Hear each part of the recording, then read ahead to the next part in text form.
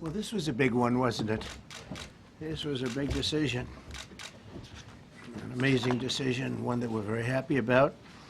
This morning, the Supreme Court has delivered a monumental victory for the Constitution, the separation of powers, and the rule of law in striking down the excessive use of nationwide injunctions to interfere with the normal functioning of the executive branch. The Supreme Court has stopped the presidency itself. That's what they've done. And really, it's been an amazing period of time this last hour. There are people elated all over the country. I've seen such happiness and spirit. Sometimes you don't see that, but this case is very important. I was elected on a historic mandate, but in recent months we've seen a handful of radical left judges effectively try to overrule the rightful powers of the president to stop the American people from getting the policies that they voted for in record numbers. It was a grave threat to democracy, frankly, and instead of merely ruling on the immediate cases before them, these judges have attempted to dictate the law for the entire nation.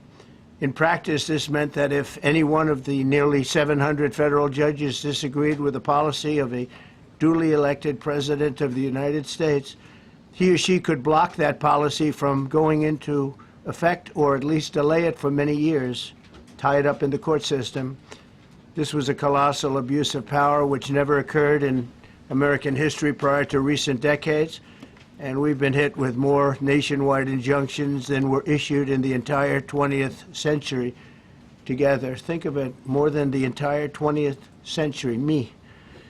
I'm grateful to the Supreme Court for stepping in and solving this very, very big and complex problem, and they've made it very simple. I want to thank Justice Barrett, who wrote the opinion brilliantly, as well as Chief Justice Roberts, and Justices Alito, Gorsuch, Kavanaugh, and Thomas. Great people.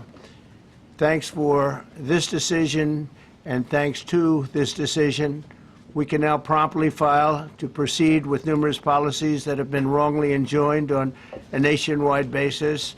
And some of the cases we're talking about would be ending birthright citizenship, which now comes to the fore. That was meant for the babies of slaves. It wasn't meant for people trying to scam the system and come into the country on a vacation.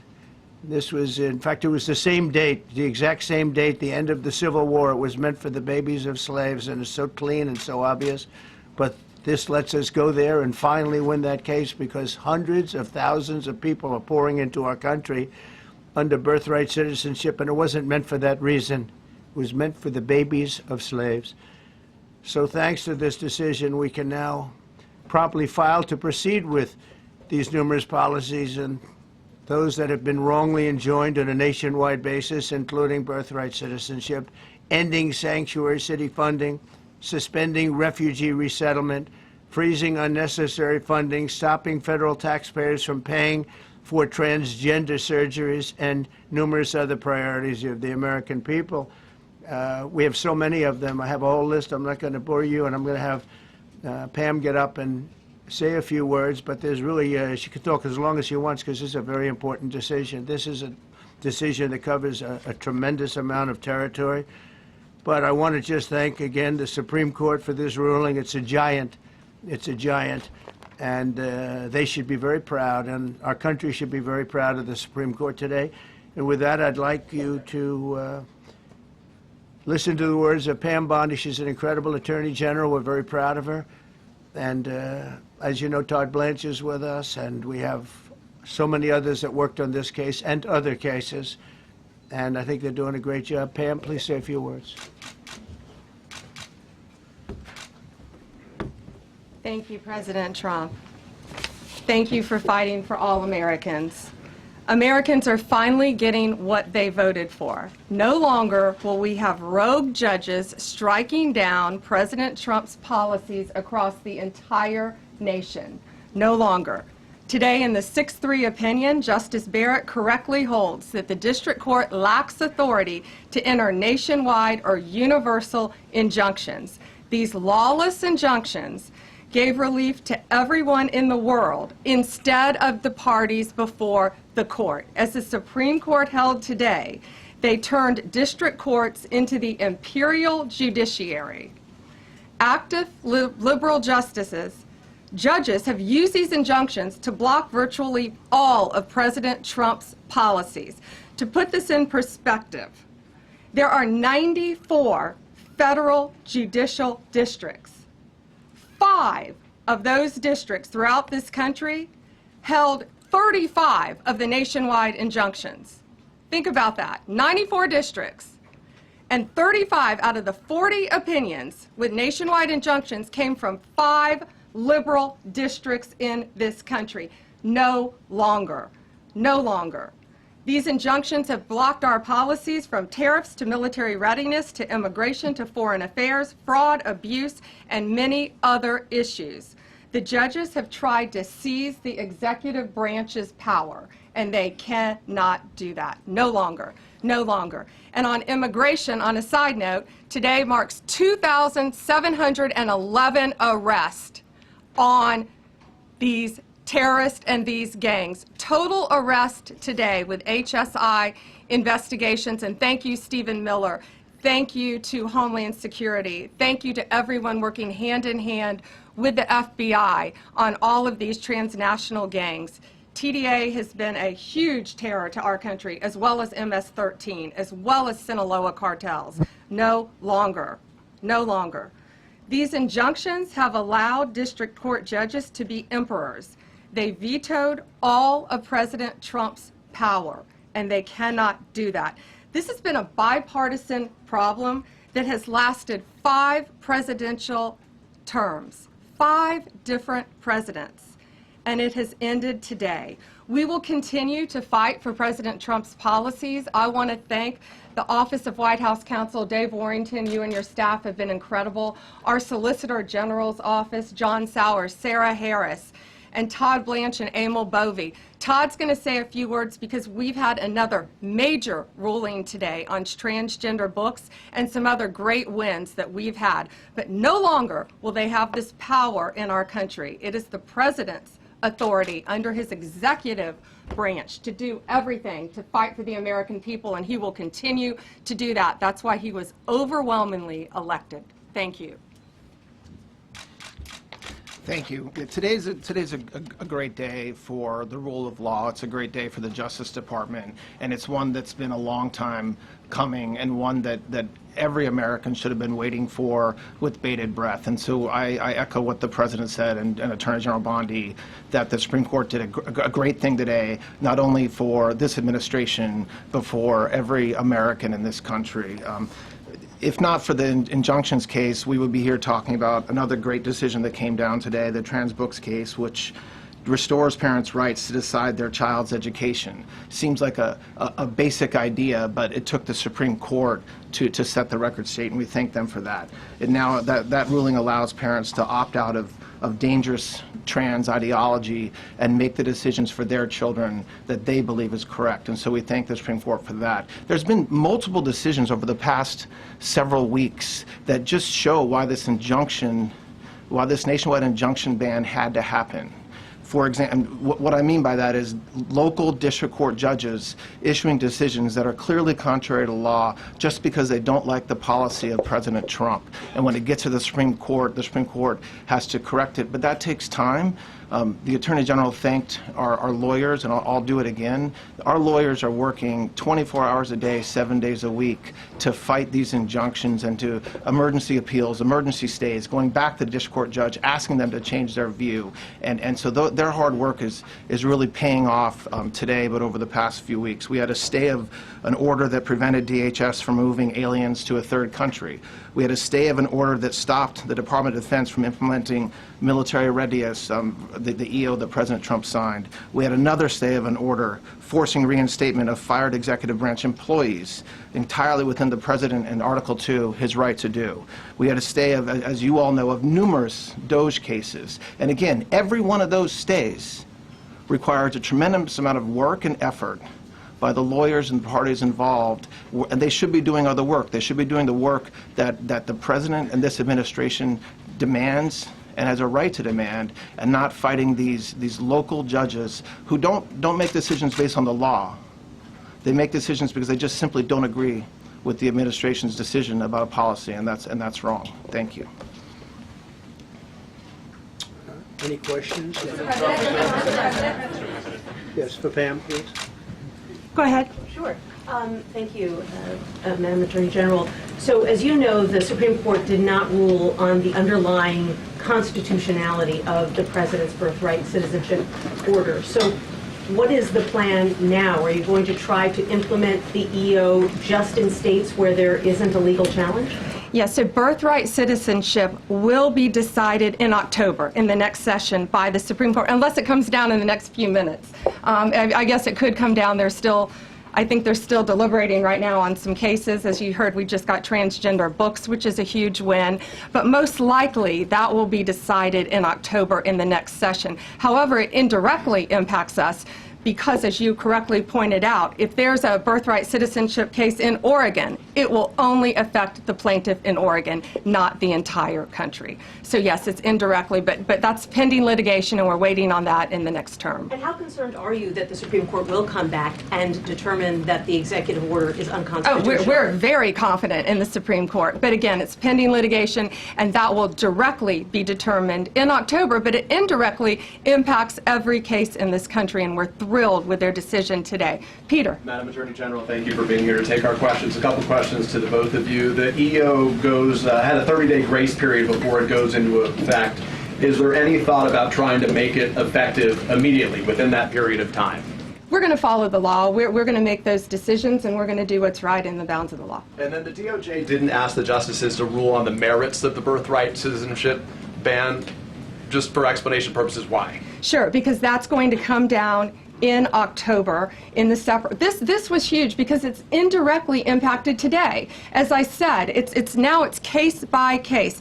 Let me reiterate, of the 35 of the 40 nationwide injunctions filed against this president, against his executive authority as President of the United States, 35 of them came from Maryland, D.C., Massachusetts, California, Washington. I mean, that's crazy. These 5 districts. So yes, it indirectly impacts us. It will be a separate decision in October. Next question. Thank you, Mr. President. A question for you, sir. Do you believe this ends the power of the lower court judges to stop your agenda? Do you see this as a full green light for your agenda going forward? Well, you'd have to really speak to the lawyers about that. But this is really also a decision based on common sense. It didn't work the other way. It was a disaster where somebody from a certain location in a very liberal state, or a liberal judge, or a liberal group of judges could tie up a whole country for years, because their decision would sometimes take years to overturn. We've overturned many of the decisions, but it would take years to do it. And we have to act quickly when it comes to illegal immigration. We have murderers, killers, we have drug dealers, we have what they've allowed to come into our country. Should never be forgotten. It should never be forgotten what they've done to our country. And we have to be able to act very quickly, and we're going to do that. Thank you. Justice Amy Coney Barrett, sir, I know that you praised her and her opinion here in this case. She has taken some heat, though, from some of your supporters who have labeled her weak, a squishy, a rattled law professor. What is your take on that? I don't know about that. I just have great respect for her. I always have. And her decision was brilliantly written today. From all accounts, yeah. Transgender ruling, Mr. President. What would you say to Americans who fear that this is more and more concentration of power in the White House and the executive? Well, this really brings back the Constitution. This is what it's all about, and this is really the opposite of that. I mean, the question is fine, but it's the opposite. The Constitution has been brought back. Thank you so much, President Trump. Illegal crossings in the border are 0 now. 0. Does everyone hear that? 0. Trump 2028! Do you intend, President Trump? Who's that guy? I like him. He's working the cameras. With this new reality, President Trump, in the border, do you intend to engage personally with leaders from South America, not only Central America, Sure. in order to I tackle do that anyway. this situation? situation I in do a that regional anyway. way, and if you have a perspective of meeting some Sure. presidents from South America, as Brazil, for example. Well, you see, as an example, not South America, but NATO over the weekend. Yeah. They have great respect for our country now. They did things that nobody thought was possible. They took funding from 2% to 5%. Nobody thought they'd ever pay the 2%, and now they're paying the 5%. It's over $1 trillion more a year. Think of that, $1 trillion. Nobody thought that could happen. That's a different group of people, different countries. But we get along with a lot of countries. We are respected again. Our country, the U.S., is respected again. Was not respected 6 months ago, I can tell you. Can we ask about the big beautiful Yeah, go ahead, please. Yeah, Mr. President, you have a deadline coming up on trade in 2 weeks. Which countries, if On what? any, on trade, on tariffs, Yeah. sir? Which countries, if any, are close to agreements with the administration? Well, that's an interesting question. We've made a deal with China. We've made a deal with probably 4 or 5 different countries. With the UK, it was a great deal for both. And we're in the process of making some others. But ultimately, in fact, Scott is here, and Howard Lutnick, these 2 guys have been doing an incredible job, and the people that work with them have been doing an incredible job. But, you know, we have 200 countries, you could say 200 countries plus. We can't do that. So at a certain point over the next week and a half or so, or maybe before, we're going to send out a letter. We talked to many of the countries, and we're just going to tell them what they have to pay to do business in the United States. And it's going to go very quickly. But some of the bigger countries, so India, I think we're going to reach a deal where we have the right to go in and trade. Right now it's restricted. You can't walk in there. You can't even think about it. We're looking to get a full trade barrier dropping, which is unthinkable. And I'm not sure that that's going to happen, but as of this moment, we've agreed to that, go into Indian trade. We're going to be trading in China. That's going to come a little bit down the road, but we're going to be trading in China. We have a lot of great things going, and we're getting along with countries, but some will be disappointed because they're going to have to pay tariffs. And we've taken in already hundreds of billions of dollars in tariffs. No inflation. The only problem we have is we have a Fed guy that doesn't understand what's happening, and it would be great if he'd lower the rate because we'd be able to borrow a lot cheaper. Yeah, go ahead, please. a question. Why don't we keep it on this subject? This is such a big subject. You know what? Trade is so big, but this, I don't know, in a certain way, this might be bigger than trade. I think this is bigger than trade. Yes, please, go I ahead. was wondering, though, if you could... Go ahead. Sir, on the transgender ruling, the Supreme Court ruling that parents with religious objections can pull their kids out of public school lessons that use LGBTQ materials. Pam brought it up. Your reaction to that ruling today, sir? I think the ruling was a great ruling, and I think it's a great ruling for parents. It's really a ruling for parents. They lost control of the schools. They lost control of their child. And this is a tremendous victory for parents. And I'm not surprised by it, but I am surprised that it went this far. It took us to bring life back to normal. So it's wonderful. It's parental. And I kept saying, we will give you back your parental rights. They were taken away, and this is a tremendous victory for parents. Yeah. Mr. President, if you look at the back at the last week, it's been extraordinary in terms of the action in the Middle East. You were at The Hague. I'm Been a wondering hell of a now. week, hasn't it? I'm wondering now if you believe been that some Iran. week. I'm wondering now, sir, if you believe that Iran has given up its long history of ambitions with nuclear weapons, or what you would like to see from them to prove that they do, and what type of meetings is your administration looking for next week with Iran? So Iran wants to meet. As you know, their sites were obliterated. They're very evil nuclear sites. They were, now has been proven. We had some fake news for a little while. The same people that covered the Hunter Biden laptop was from Russia. The same people that did 3 or 4 other Russia hoax. But on their ambition. No, wait, just listen. They came up with something that delayed the credit that our great pilots and these great what talent that was, and they hit it right down in the spot. 52,000 feet. Think of this dark, no moon, you couldn't see a thing, and they hit the refrigerator door, as they say. That's the size of a target, and overwhelmingly, and it's amazing what was done. We're the only ones that could have done it, and we took out the other, 2 of the other sites also. In addition to that, we finished them off. That was a very evil intention. I believe that, and again, time will tell, but I don't believe that they're going to go back into nuclear anytime soon. They spent over $1 trillion on nuclear, and they never got it together. And nothing was moved from the site, by the way. To do that is very dangerous. It's very, very heavy material. Those cars were most likely the cars of masons because they were pouring concrete at the top. The hatch, as you know, the hatch going into the nuclear site, they wanted to reinforce it, and they had some masons there pouring concrete. By the way, that concrete was obliterated. It hit exactly at the concrete. It was, I don't think it had a chance to dry, but everything's down there. It's under millions of tons of rock. Please. Yes. Your administration has said that El Salvador is one of the safest countries in the hemisphere. So why haven't you yet canceled temporary protected status for that country? Was it part of the deal? Well, we'll take a look. We've had a great relationship with El Salvador. They have a fantastic leader. They built a massive prison system. And I don't know exactly why, but it's a hell of a system. And we bring people there, and when they go there, they don't get out. And frankly, when they hear they have to go there, they become very nice people. They become very nice people. It's a tough system, but it's a brilliant system, and it's a system done by a very, very good leader. We'll talk about El Salvador. A lot of respect. Yeah, please. Thank you. A question for you, and then a question for the Attorney General.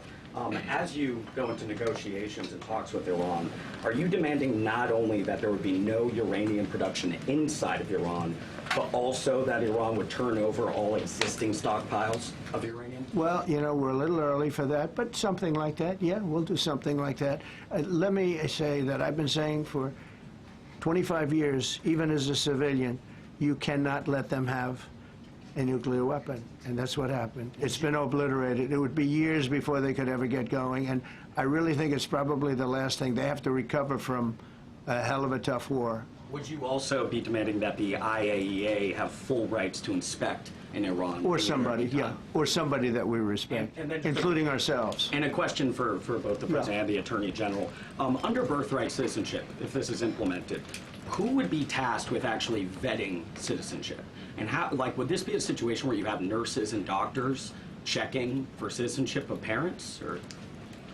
This is all pending litigation. It's going to be decided in October by the Supreme Court, and we'll discuss that after the litigation. If you have an undocumented baby, would that baby then be an enforcement priority? The violent criminals in our country are the priority now. Let me put it in perspective. Today marked the 2,711th arrest in our country of TDA members, just TDA. Everyone in this room agrees they are one of the most violent criminal organizations in the world. And the Biden administration let them walk into our country for the last 4 years. 2,711 of them today have been arrested in our country. That is the priority of Donald Trump. That is the priority of this country, of Homeland Security, of all of our lawyers, of FBI. That's the priority. That will be discussed in October when the Supreme Court hopefully rules in our favor, and we're very confident of that. But you should all feel safer now that President Trump can deport all of these gangs, and not one district court judge can think they're an emperor over this administration and his executive powers, and why the people of the United States elected him. I just might add one thing, and you know, they used birthright citizenship, some of the worst people, some of the cartels, to get people into our country, just so you know. And again, I say, if you look at the end of the Civil War, the 1800s, it was a very turbulent time. If you take the end day, was it 1869 or whatever, but you take that exact day, that's when the case was filed. And the case ended shortly thereafter. This had to do with the babies of slaves, very, very obviously. And I think we're going to win. People didn't, I don't think they went about discussing it right. I came along and we looked and we said, wait a minute, this is wrong. We've been looking at birthright citizenship wrong for years, but they've used it. The cartels have used birthright citizenship to get very bad people in, and what Pam's doing and what Todd and everybody else, what they're doing at DOJ and all over, FBI, ICE, Border Patrol, these are incredible people. They're trying to keep our country safe, and they don't want to have people come in. This is just another way that they get illegal immigrants into our country, and in some cases, very, very bad ones. Go ahead. Thank you, Mr. President. On your tax bill, if I could for a moment, senators are racing to rewrite parts of it right now after the Senate parliamentarian ruled that sections of it were outside of the process that they're using to get this through. Do you think that senators should respect the decisions of the parliamentarian? And what have you personally done in the last 48 hours to try and get Republican senators who are against the bill to a yes? Well, look, it's a great bill. It's a massive tax cut. If it's not approved, your taxes will go up by 68%. Think of that, 68, a record, the highest in the history. The Democrats won't approve it only because politically it's so good for the Republicans. The Democrats aren't approving it. But think of what they're not approving. They're not approving border security. We've done a great job at the border, but we have to add some wall. We have to do, various things. We have no money for that. We have no money for the border. We have no money for so many things.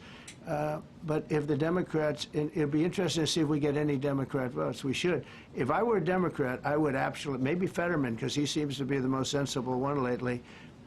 If I were a Democrat, I would vote for this bill all day long because it's tax cuts and so many other things that are common sense. They're basic things. I think they're doing fine. The parliamentarian's been a little difficult. And I would say that I disagree with the parliamentarian on some things, and on other ways he's been fine. But we'll have to see. It's a big issue. I will tell you this: if that bill doesn't pass, the country will get a 68% tax increase. So think of this: you're a Democrat and you vote against it. That means you're voting in favor, because essentially you're voting in favor of the largest tax hike in the history of our country. And you can't do that. In addition, we're cutting costs by $1.7 trillion, and it won't affect anybody. It's just fraud, waste, and abuse. Mr. President, a leading global economist just did a 180 and says your tariff plan, you may have outsmarted everybody with it. What is your message? I love this. I love this question. This is the favorite. This is the best question I've ever been asked, because I've been going through abuse for years on this. Because, as you know, we're taking in hundreds of billions of dollars, no inflation whatsoever. But, Mr. President, what is your message to critics who think your tariff plan will cause a recession? I think they should go back to business school. It's so obvious. It's so obvious. I mean, we're taking in billions and billions of dollars from China and a lot of other countries. We took in, I had a call from somebody in the House and a high official.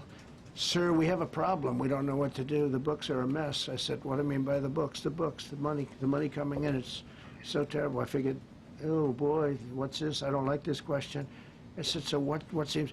There's so much money coming in, and there must be some kind of an accounting mistake, because we have hundreds of billions of dollars more money than we thought. I said, do me a favor, go check call me back. You have to call me back. Check the tariff column. He calls me back 2 hours later, says, you're right. We took in $88 billion in tariffs.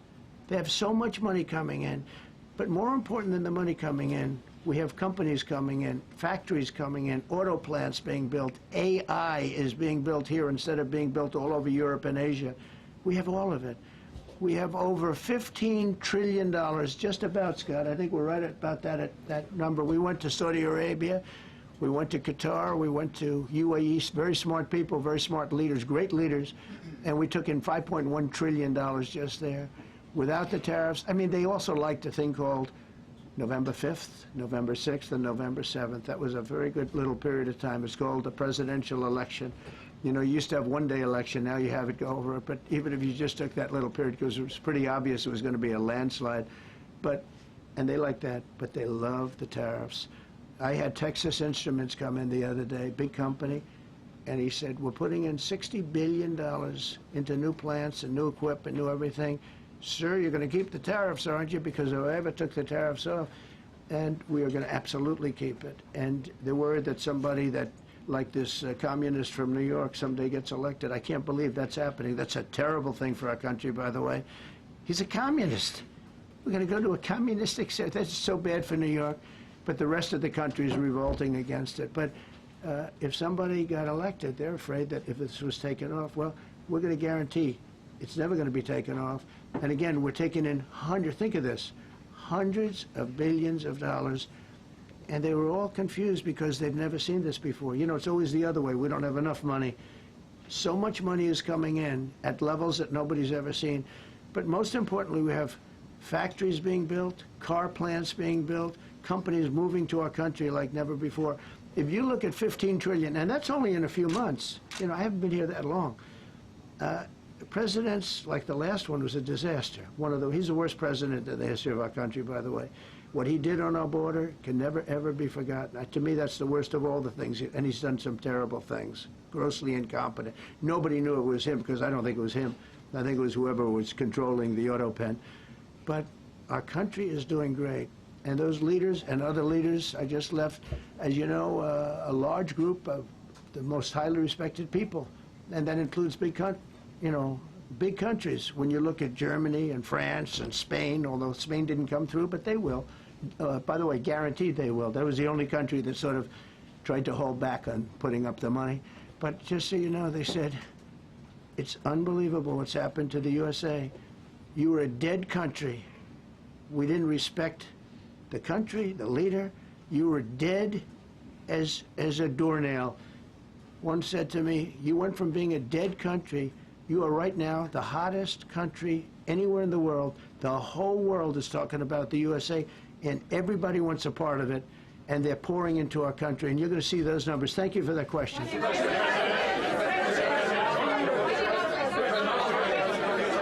Yeah, go ahead, please. Thank you, Mr. President. I have a question about trade. Secretary Bessent has said that he hopes tariff deals with major partners will be done by Labor Day. So if some deals are not done by your July 9th deadline, will some countries' tariffs go back up, or will they stay where they are now? Well, there are some countries that are used to ripping us off, to be honest with you. And I don't want to name them, but you sort of can name them. And they're so used to just, you know, taking it billions and billions of, look, we had a trade deficit of more than $1 trillion. Think of a trillion, a trade deficit.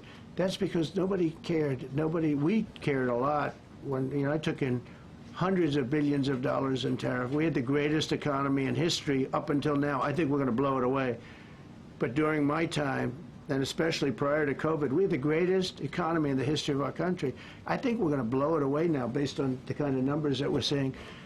But some countries are very angry because they've been ripping us off for years.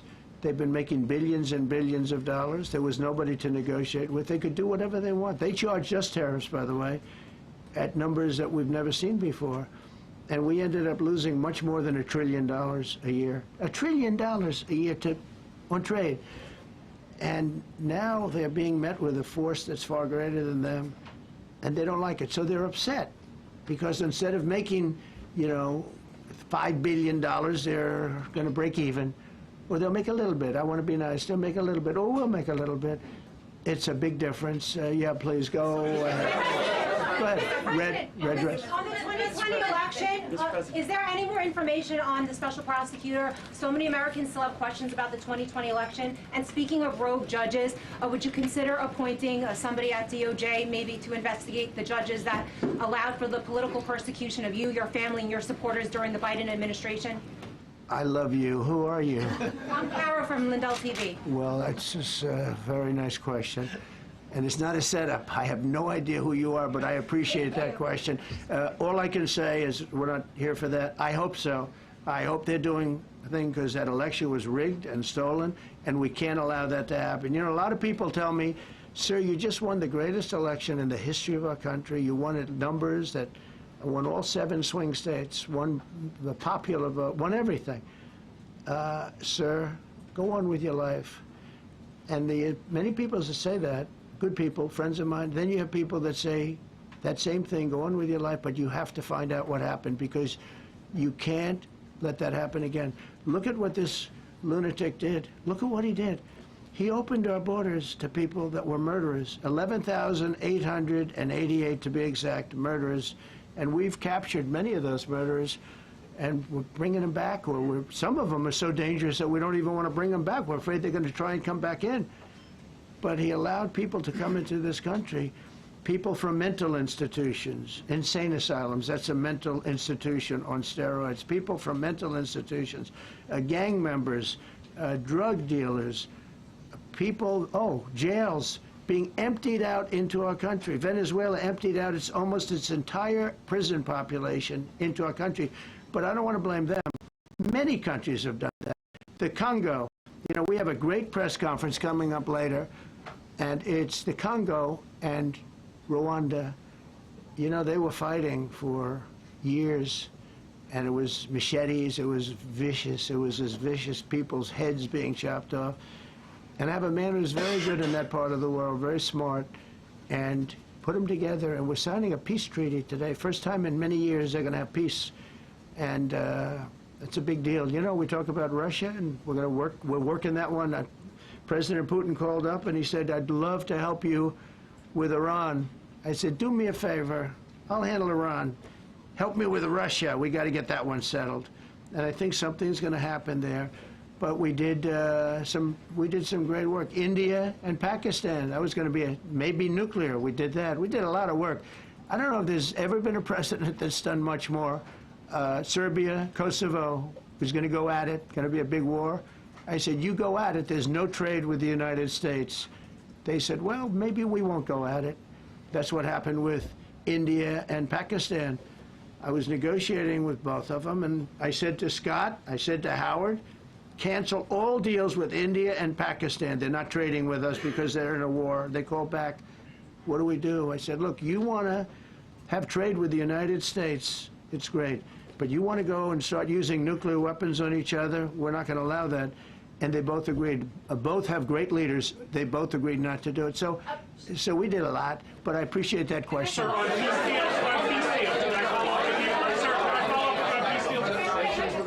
Thank you so much. Thank you, Mr. Orange. President. Thank you, Mr. President.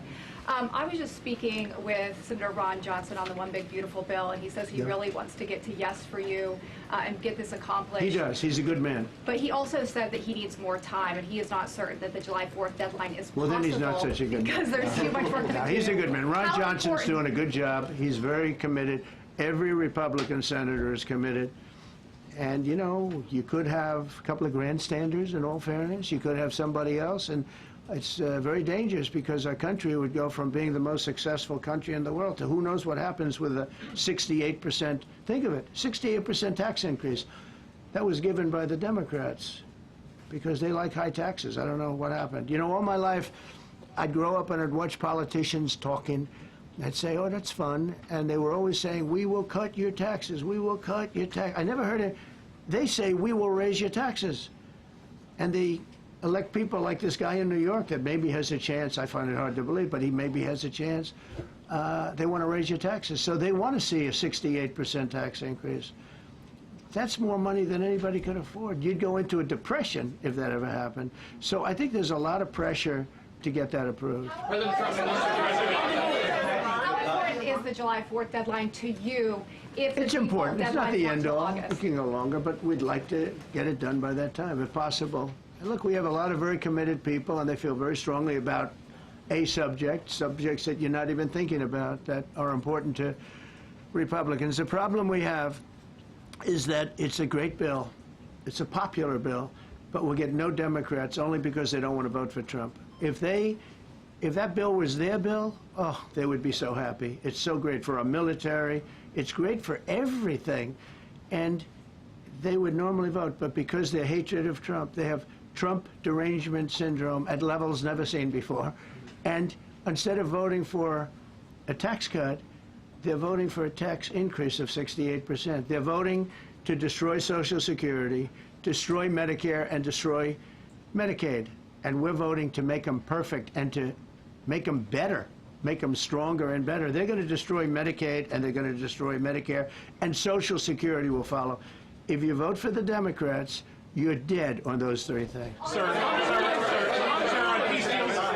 Thank you, Mr. President. On a related subject, many Democrats have said that they are not going to support crypto bills in Congress only because of you and your family's personal crypto ventures. And these votes are in some cases needed to pass. Are you open to the idea of pulling away from your personal crypto ventures just for the next few years if that helps get these crypto bills passed in the next few months? Well, it's a very funny thing, crypto. So I became a fan of crypto, and to me it's an industry. I view it as an industry, and I'm president. And if we didn't have it, China would, or somebody else would, but most likely China. China would love to. And we've dominated that industry. It's a big industry, by the way. In fact, when the stock market went down recently, crypto and Bitcoin and all of that went down much less than anybody else as a group.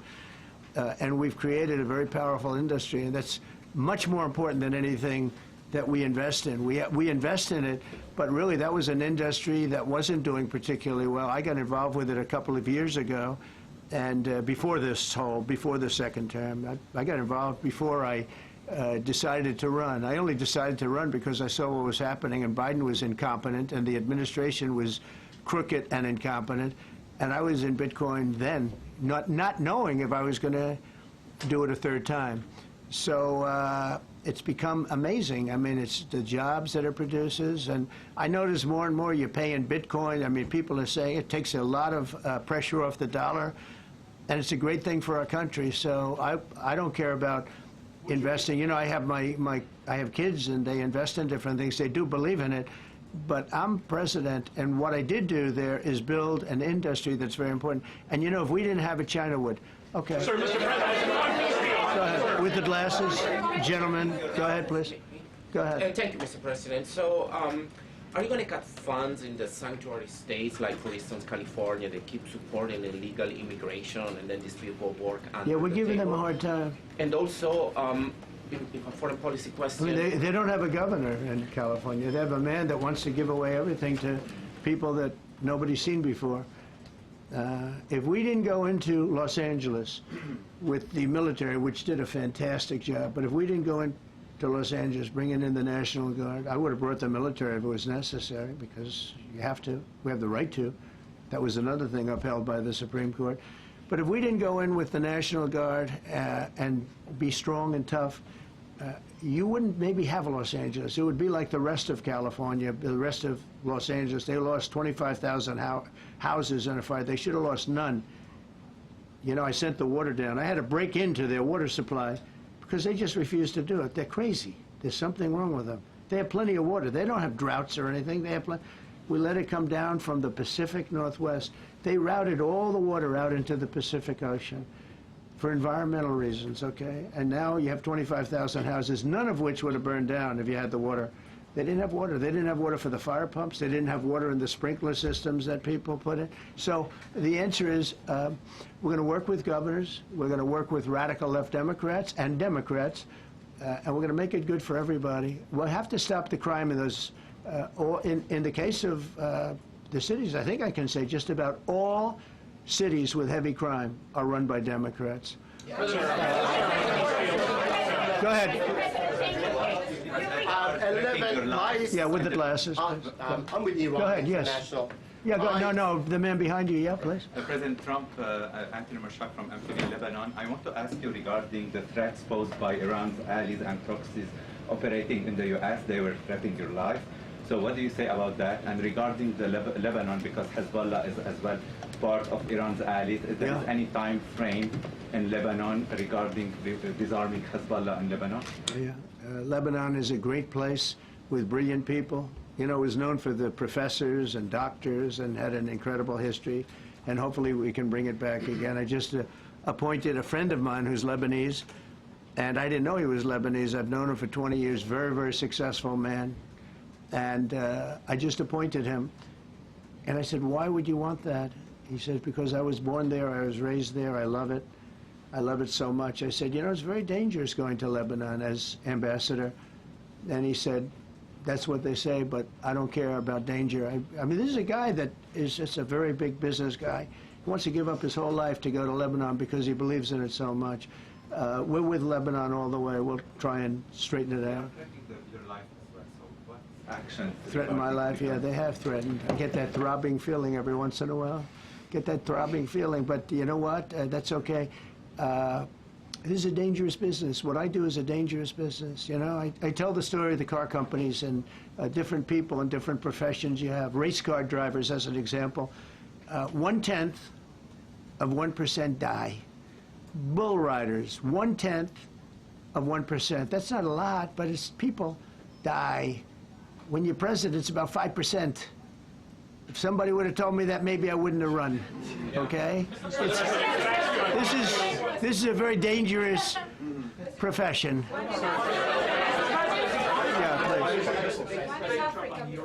By the way, so many questions. Should we keep this going, Pam? This is the opposite of Biden. Biden would take a half a question and he'd leave without answering it. Go ahead. On Iran. You tell me when it gets boring. Okay.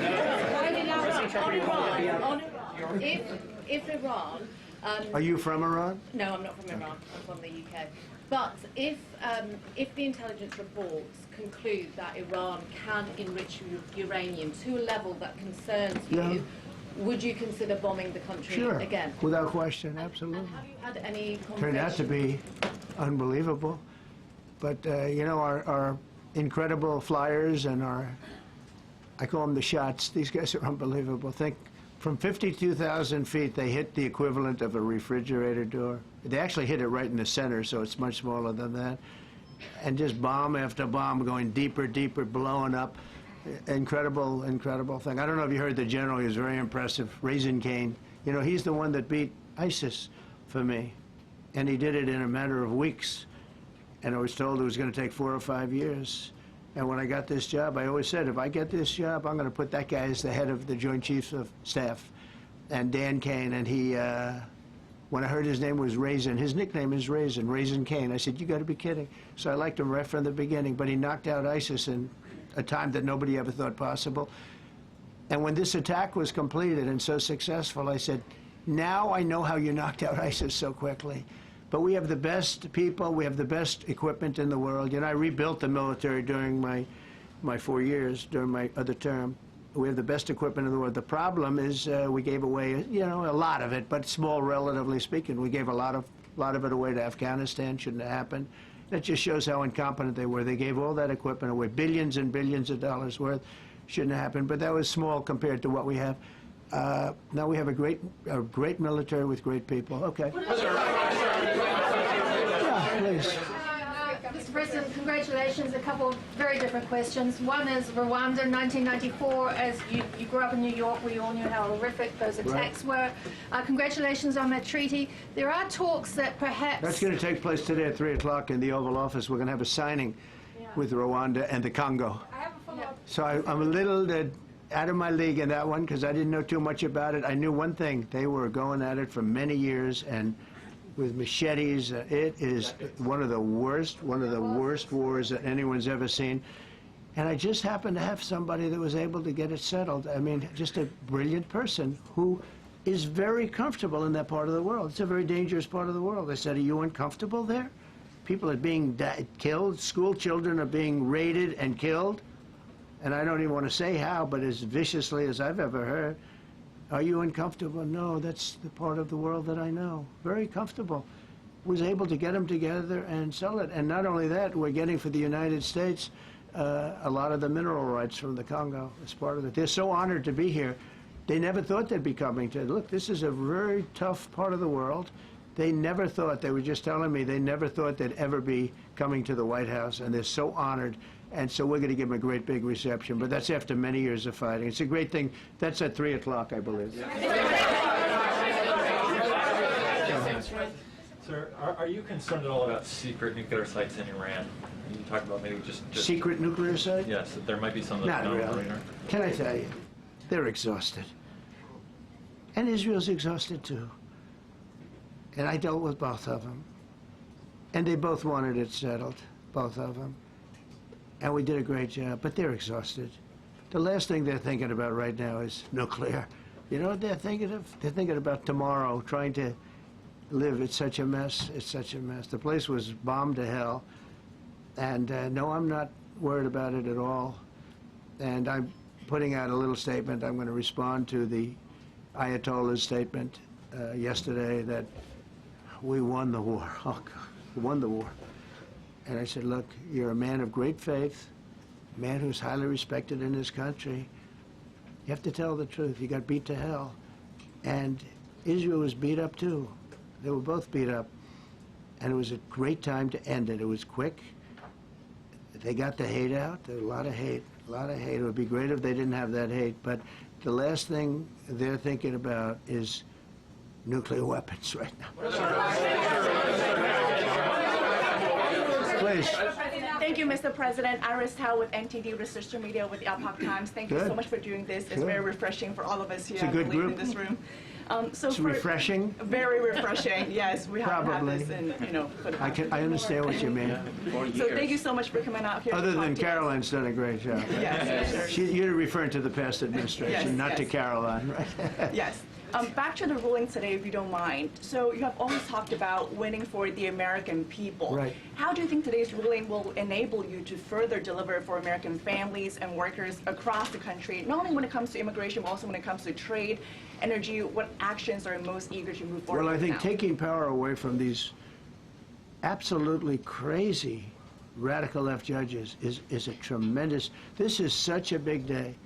This is such a big day. It's like, it's sort of sad because we're doing the signing at 3 o'clock, and this may very well dominate the signing of a big war that was going on and really affecting the continent of, think of it, the entire continent of Africa was being affected. And we're settling that war today, and this will probably be a headline. But this is a very big moment, and it gives power back to people that should have it, including Congress, including the presidency. And it only takes bad power away from judges. It really doesn't take power. It takes bad power, sick power, and unfair power.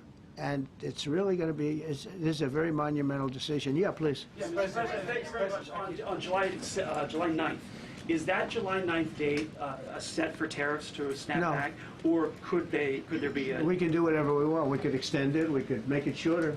I'd like to make it shorter. I'd like to just send letters out to everybody. Congratulations, you're paying 25%. He doesn't want. He's a much nicer person than I am. Go ahead. Did you finish it up? Who are you considering for the Federal Reserve then? And are you speeding up that process? I see Secretary... Oh, he's terrible. He's terrible. I mean, I have a list of things. We're like 38 on the list. We pay, Cameroon and different places are paying the same as us. Because, you have somebody sets a rate at 4% or 4.5%. It's hard to go out and say we should be paying 1% when you have your so-called experts doing that. And the sad part is, as per the question that you asked about tariffs, we've had the tariffs, and we have less inflation than we had before. What we have is a hell of a lot more money, a hell of a lot more income, and we shouldn't be paying a rate like that. In other words, when we pay a rate, I'll tell you, each point is the equivalent of $300 billion. So if we had it down 3 points, because I think we should be at 1, you have Switzerland is at 0.25, in other words, 25% of 1%. And they're the number 1 right now, but we should be the number 1. And soon you're going to have, I think, you're going to have where the people will pay will pay, like we had a few years ago, where you put up money, you loan money, and I mean, you actually, instead of paying, you get paid. I love that. I don't know if it's any good, but I love it, where you put up money and you get paid. But we should be in a category, so we should be at the top of the list, not toward the bottom of the list. But we have a man who's not a smart man, and he probably has Trump derangement syndrome. And he's just not a smart person. What he's doing, though, he's hurting us for years to come. Because if we borrow money at 2 points higher than we should be paying, that's $600 billion. Wouldn't you say those numbers are about right, Scott? So it's 2 points would be about 600, actually more than that, but about $600 billion, all because the guy doesn't want to lower the rates. He is doing the service, a very disservice, and then he goes up and talks about, I'd like to see costs come down. He gets up and he does his little thing for 5 minutes, then he goes out and he goes back to the beach. He goes, I'd like to see costs come down. Well, he could lower the interest cost by $900 billion a year. All he has to do is lower rates. And everybody's saying, I was watching some of the business shows today, and they're saying, Trump's right. He should really be cutting. The country's doing well. We have no inflation. Now, despite him, we're doing great. But if we got the rates down, we would be a rocket ship. So I think that'll be it. And I just want to thank everybody. This is a really big day. We've had a big week. We've had a big week. We've had a lot of victories this week. NATO was a tremendous victory. The war was a tremendous. Look, we were talking about this for 30 years, about Iran being nuclear. And all I said is it will not be nuclear, and it's not going to be nuclear. And You know, I want to give credit to a lot of people, and most importantly to our great military. Boy, they put out that fire. Once that happened, once those bombs got dropped, that war was over. That war was over. But I just want to compliment them. Incredible. The general and all of his generals. Pete Hegseth was great. They all. And now I want to compliment Pam.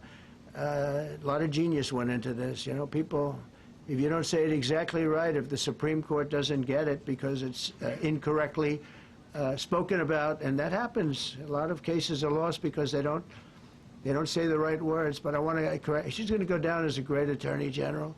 I may change my mind about that. I don't know. Maybe someday I'll have call and say I was only kidding.